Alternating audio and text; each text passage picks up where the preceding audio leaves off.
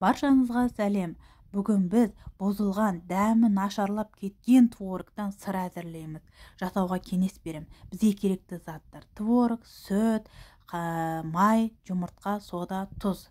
Ең бірінші ыдысымызға сүтімізді құямыз, оны қайнағанын күтеміз. Қайнап келе жатқан кезде үстіне творогты салып, оны сары суы шыққанша қайнатамыз. Қайнағаннан кейін тағы 15 минут қайнатып, оны бөлек ыдысқа сүзіп алып, суын ағыздырамыз. Ақ болғаннан кейін қайтадан сол ыдысқа творогымызды саламыз да үстінен тұзды, соданы салып араластырамыз.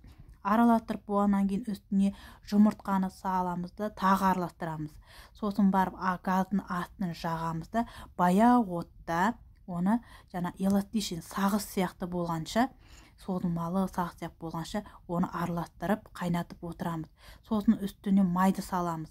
Майымыз еріп, тестамыз сағыз сияқты табаққа жабыспайтындай болған кезде біз оны аламыз да пищевая пленканың үстіне салып ораймыз. Мінеки осындай қасыққа жабыспайтын сағыз сияқты болады. Осындай болған кезде біз оны пищевая пленканың үстіне салып ораймыз.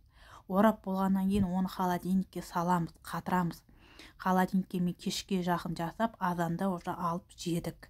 Мінеки өте дәмді, тіпті бұның қолдың сыры деп ешкім де ойламайды. Өте дәмді, базардың, дүкеннің сырынан да өте дәмді. Менің каналыма тіркеліп, подписать етіп, лайк басып, комментария жазып кетіңіздер. Пікірлеріңізге міндетті түрде жауап қайтарамын. Барлықтарына осы сырды жасауға кеңес беремін. Өте дәмді, міне созылмалы, қандай керемет. Менің балаларымның ең сүйікті сырлары бұл. Балаларынан дым қалмай да қалады. Сау болыңыздар.